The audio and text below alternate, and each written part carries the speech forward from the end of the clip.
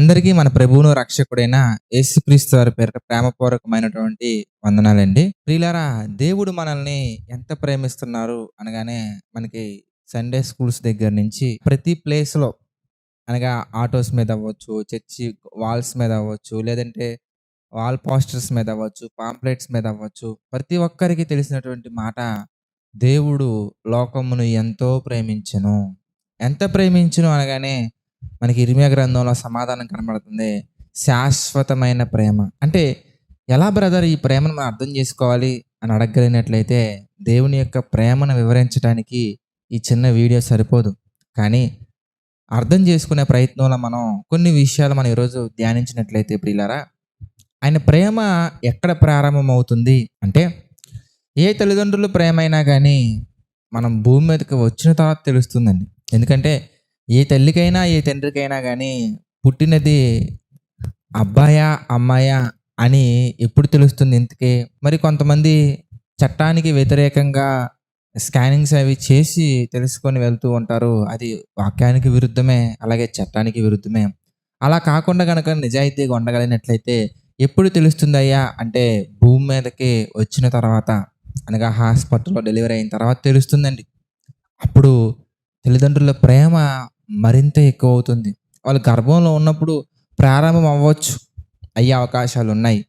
అయితే మరి దేవుని ప్రేమ ఎప్పుడు ప్రారంభం అవుతుంది అని మనం చూస్తే, కీర్తనల గ్రంథం 139 అధ్యాయం మనం చూస్తే ప్రియులారా, 16వ వచనం మనం చూస్తేనండి, నేను పిండమునై ఉండగా నీ కన్నులు నన్ను చూచెను. సచ్ ఎ గ్రేట్ లవ్ అండి. ఎప్పుడయ్యా దేవుడి ప్రేమ ప్రారంభం అవుతుందంటే, మనం పిండముగా ఉన్నప్పుడే. మనం అబ్బాయా అమ్మాయా అని తెలియక మునిపే. ఇంకా స్పష్టంగా మీకు అర్థం కావాలంటే కంటిన్యూషన్ మనం చూస్తే, నియమింపబడిన దినములలో ఒకటైనా కాక మునిపే, అనగా మనం ఎన్ని సంవత్సరాలు బ్రతకాలని ఒక్క రోజు కూడా కాక మునిపే, ఆ దినములలో ఒకటైనా కాక మునిపే నా దినములన్నీ నీ గ్రంథములో లిఖితములాయెను. అనగా దేవుని ప్రేమ ఎప్పుడు ప్రారంభమైందయ్యా అంటే, మనం పిండముగా ఉన్నప్పుడే. పైగా మన కొరకు నియమించబడిన దినాలు, మన కాలముల్లో ఒక దినమైనను కాక మునిపే దేవుని ప్రేమ ప్రారంభమైందండి. అంతే అంటారా? కాదండి. మరి భూమి మీదకి వచ్చిన తర్వాత కూడా తల్లిదండ్రుల ప్రేమ, లేదా బంధువుల ప్రేమ, స్నేహితుల ప్రేమ, తోబుట్టుల ప్రేమ మనల్ని కొన్ని సందర్భాల్లో మర్చిపోయే అవకాశం ఉందండి. దేవుని యొక్క వాక్యం కూడా మనకు తెలుస్తూ ఉంటుంది. స్త్రీ తన గర్భమున పుట్టిన చంటి బిడ్డను మరచునా, వారైనా మరుచుదురేమో అని దేవుడు చెప్తున్నాడంటే, వారు మర్చిపోయే అవకాశాలు ఉన్నాయా అంటే ఉన్నాయండి. కొంతమంది తల్లిదండ్రులు చాలా కిరాతకంగా ఆలోచించి ప్రియులారా, ఆడబిడ్డలు పుడితేనండి వారిని రైల్వే ట్రాకుల మీద పడేయటం, చెత్త కుండీల్లో పడేయటం, లేదా అమ్మేయటం, లేదంటే చంపేయటం లాంటివి చేస్తూ ఉంటారండి. కానీ మన దేవుడు అలా కాదండి. అమ్మాయి అయినా అబ్బాయి అయినా ఆయన ఒకే రీతిగా చూస్తారు. ఎంత ప్రాణంగా ప్రేమిస్తారయ్యా అంటే, మనల్ని నవమాసాలు మోసి కని పెంచి పోషించే తల్లిదండ్రులైనా కానీ మనల్ని మర్చిపోయే అవకాశం ఉంటుంది. ఎప్పుడో తెలుసా?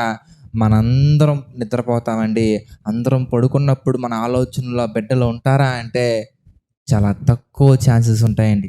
చాలా తక్కువ ఛాన్సెస్ ఉంటాయండి. కొంతమంది తల్లులు లేదా తండ్రులు నిద్రాభారంతోటి అలిసిపోయి పడుకున్నప్పుడు ప్రియులారా, పిల్లల విషయం ఏమవుతుందో తెలియక నిద్రాభారం ఉండడం వల్ల వారు మర్చిపోతారండి. వాళ్ళు మర్చిపోయినప్పుడు ప్రియులారా, పిల్లలు ఆకలికి కేకలు వేసి వేసి ఏడుస్తూ ఉన్నప్పుడు, మరి బయటి నుంచి ఎవరైనా పెద్దవారు వచ్చి తలుపు తట్టడమో, లేదంటే వారి సౌండ్స్ ఎక్కువైపోయి లేచి అప్పుడు వాళ్ళకి పాలివ్వడం జరుగుతుంటుందండి. కానీ దేవుడు అలా కాదండి. దేవుడు మనల్ని ఎంత ప్రేమిస్తున్నాడయ్యా అంటే, కీర్తన గ్రంథం అనండి 121 అధ్యాయం 4వ వచనం మనం చూస్తే, ఇశ్రాయేలును కాపాడువాడు కునుకడు నిద్రపోడు, ఆయనే నిన్ను కాపాడువాడు. మనల్ని ప్రేమించే దేవుడు. మనం భూమి మీదకి రాకమునిపే మన నిమిత్తం ఒక గ్రంథం పెట్టుకుని మన గురించి ఆ గ్రంథంలో రాసుకుంటూ మనల్ని అమితంగా ప్రేమించే దేవుడు ఎంత ప్రేమిస్తున్నాడయ్యా అంటే, కునుకకుండా నిద్రపోకుండా శాశ్వతమైన ప్రేమ మన పట్ల చూపించి మనల్ని ప్రేమిస్తూనే ఉన్నాడండి. ఇంకా ప్రియులారా, తల్లిదండ్రుల ప్రేమైన, అన్నదమ్ముల ప్రేమైన, రక్తం పంచుకున్న వాళ్ళ ప్రేమైన ఎంతవరకు ఉంటుందయ్యా అంటే, మహా అయితే మన ద్వారా వాళ్ళకి ప్రమాదం జరగనంత వరకు. ఇంకొంతమంది మరీ కమర్షియల్గా ఆలోచించే వాళ్ళు రిలేషన్స్ని ఎలా చూస్తారంటే, డబ్బుతో ముడిపెట్టి చూస్తూ ఉంటారండి. అందరూ అలా ఉంటారని కాదు కానీ ప్రియులారా, ఎక్కువ శాతం మంది ఇలాగే ఉన్నారండి. పిల్లలు మాత్రం పరుపుల మీద పడుకోబెట్టి, తల్లిదండ్రులు మాత్రం కటిక నేల మీద పడుకోబెట్టి, ఎంతో చక్కగా తినక వాళ్ళని అద్భుతంగా పెంచి పోషించిన తర్వాత అండి, మరి తల్లిదండ్రులను తీసుకువెళ్ళి ప్రియులారా అనాథాశ్రమాల్లో వేయించే పిల్లలు లేరంటారా? అంటే వారి ద్వారా ప్రమాదం లేనంత వరకు ప్రేమిస్తారు. వాళ్ళ ద్వారా ఏదైనా అవసరం ఉన్నంత వరకు ప్రేమిస్తారు. అంతేగాని ప్రియులారా, ప్రమాదం ఉన్నా లేకపోయినా, పాపము చేసినా చేయకపోయినా ఏకరీతిగా ప్రేమించే వాళ్ళు ఎవరైనా ఉన్నారా అంటే అది మన దేవుడు మాత్రమే. అందుకే రోమీయులకు రాసినటువంటి పత్రిక మనం చూస్తే 5వ అధ్యాయం 6వ వచనం మనం చూస్తే, ఏలయనగా మనం ఇంకను బలహీనులమై ఉండగా క్రీస్తు యుక్త కాలమున భక్తిహీనుల కొరకు చనిపోయాను. నీతిమంతుని కొరకు సహితం ఒకడు చనిపోవట అరుదు, మంచి వాని కొరకు ఎవడైనా ఒకవేళ తెగింపవచ్చును. అయితే దేవుడు మన ఎడల తన ప్రేమను వెల్లడిపరుచుచున్నాడు. ఎట్లనగా మనం ఇంకను పాపులమై ఉండగానే క్రీస్తు మన కొరకు చనిపోయాను. మనం పరిశుద్ధులం కాబట్టి, మనం నీతిమంతులం కాబట్టి, మన ద్వారా ఆయనకి ఎన్నో ఉపయోగాలు ఉన్నాయి కాబట్టి, మనం రిచ్ కాబట్టి, మన దగ్గర ఎంతో డబ్బు ఉంది కాబట్టి, మన ద్వారా ఎంతో పలుకుబడి ఉంది కాబట్టి, మన ద్వారా ఎన్నో కార్యక్రమాలు చేయొచ్చు కాబట్టి దేవుడు మనల్ని ప్రేమించలేదు కదా ప్రియులారా.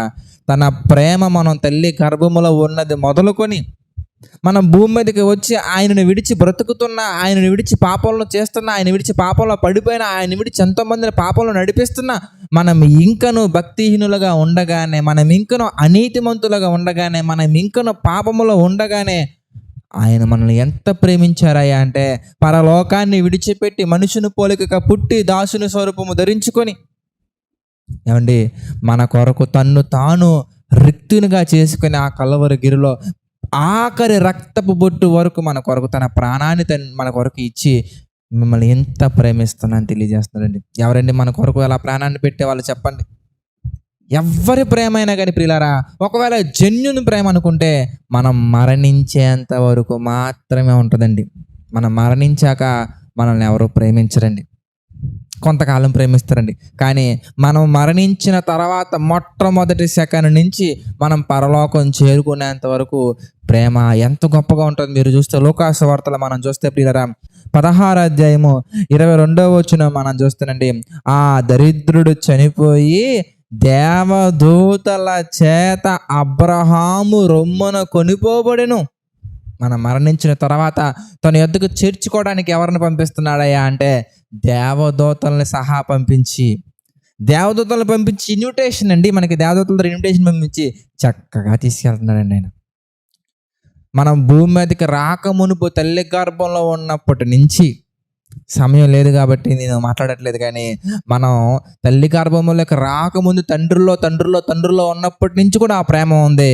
It's a for ever love. తల్లి గర్భంలో ఉన్నప్పుడు అక్కడ నుండి తర్వాత మళ్ళీ భూమి మీదకి వచ్చిన తర్వాత అక్కడ నుండి మరలా మనం పెరిగి పెద్దవాడైన తర్వాత అక్కడ నుండి మరలా మనం పాపము చేసినప్పటికీ అక్కడ నుండి మరలా మారు మనసు పొందినప్పుడు మనం చూడొచ్చండి, ఒక పాపి మారు మనసు పొందితే ఎంత వేడుక జరుగుద్దో మనం బైబిల్లో గమనించవచ్చండి.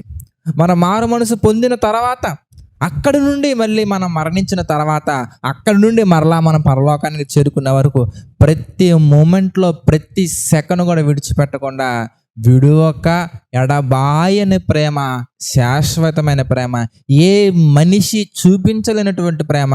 మనుషులతో ఆయన ప్రేమకు పోలికేంటండి? ఆయన ప్రేమ ఎంత గొప్పదయ్యా అంటే ఆయన ప్రేమను వర్ణించడానికి ఇన్ని సముద్రాలంత సిరా తీసుకొని ఆకాశం అంత పుస్తకం తీసుకొని రాయటం మొదలు పెట్టామంటే అది సరిపోదండి. ఈ చిన్న వీడియోలో నేనేం చెప్పగలను? కనుక అంత గొప్పగా ప్రేమను చూపించే ఆయన ప్రేమను ఈ రోజైనా మనం తెలుసుకొని పాపాన్ని విడిచిపెట్టాలండి. మనం ఏం చేస్తామంటే క్షణికమైన ఆవేశం కొరకు, కొంతకాలం ఉండే మోసపూరితమైనటువంటి ప్రేమల కొరకు శాశ్వతమైన ప్రేమను మనం కోల్పోతున్నామండి. ఆ ప్రేమను మనం కోల్పోకుండా ప్రియులారా, దేవుని యొక్క ప్రేమను మనం కోల్పోకుండా మనం ఉండాలంటే ఏం చేయాలంటే మనలో ఉన్నటువంటి శరీర కార్యాలను మనం విడిచిపెట్టి ఆయన యొద్దకు రాగలిగితే ఆయన అంటున్నాడు, చూడుము నా అరచేతుల మీద చిక్కి ఉన్నానని చెప్పుట మాత్రమే కాకుండా దినమంతయు నా చేతులు నీ కొరకు చాపి ఉన్నాను అంటున్నారు. కనుక ఈ రోజైనా మనం ఏం చేద్దామంటే పిల్లరా, పాపాన్ని విడిచిపెట్టి ఆయన కౌగిలిలోకి మనం వెళ్ళి ఆ ప్రేమను మనం ఆస్వాదిద్దామా? ఆ ప్రేమను ఎవరు కోల్పోకుండా, ఆయన కృపలో నుంచి ఎవరు వేరే వెళ్ళిపోకుండా ఉండాలని మనస్ఫూర్తిగా కోరుకుంటున్నా. నా ఈ మాటలు ముగిస్తున్నాను. ప్రార్థన చేసుకుందామండి. ప్రార్థన. ప్రేమగల తండ్రి, దయగల దేవ, అనేకమైన విషయాలు మాకు తెలియజేసి మీ చిత్త ప్రకారం నడిపిస్తున్నందుకు కృతజ్ఞతాస్తుతులు చెల్లించుకున్నాను తండ్రి. మమ్మల్ని దీవించండి, ఆశీర్వదించండి. దేవ, అనేకమైన విషయాలు ఈ డైలీ డివోషన్ ద్వారా మాతో మాట్లాడుతూ మీ యొక్క చిత్త ప్రకారం నడిపిస్తున్నందుకు కృతజ్ఞతాస్తుతులు చెల్లించుకుంటున్నాము తండ్రి. మమ్మల్ని దీవించండి, ఆశీర్వదించండి తండ్రి. ప్రభా, ఆర్థిక, ఆరోగ్య, మానసిక సమస్యల్లో కృంగిన ప్రతి ఒక్కరిని మీరు జ్ఞాపకం చేసుకుని, ప్రతి ఒక్కరిని తండ్రి మీరు బలపరచండి, లేవనెత్త మీ కొరకు మా తండ్రి స్థిరంగా నిలబడినట్లుగా సహాయించండి తండ్రి. అనేకమైనటువంటి విషయాల్లో ప్రభా మీ ప్రేమ చూపించి నడిపిస్తున్నందుకు కృతజ్ఞతాస్తుతులు చెల్లించుకుంటున్నాం తండ్రి. ప్రభా, నమ్మకంగా యథార్థంగా పరిచయం చేస్తున్న ప్రతి సేవకులను, వారి కుటుంబాలను మీరు దీవించండి, ఆశీర్వదించండి. జేసీ టెంపుల్ ద్వారా జరుగుతున్న ప్రతి పరిచయను మా తండ్రి మీరు దీవించమని, ఆశీర్వదించమని, మీ చిత్తమెత్తి మేము ఇంకా వేగంగా అనేకమైన మార్గాల్లో ముందుకు కొనసాగుటకు సహాయం చేయమని వేడుకుంటూ, సమస్త మహిమ, ఘనత, ప్రభావాలు మీకే చెల్లించుకుంటూ, మీ చిత్తమెత్తి మీ అందరూ మరలా కలుసుకునే ధన్యతను మాకు అందించమని వేడుకుంటూ, మా ప్రభువును రక్షకుడైన యేసుక్రీస్తు వారి పేరిట ప్రార్థన వేడుకుంటున్నాము తండ్రి. ఆమెన్. అందరికీ వందనాలండి. God bless you all.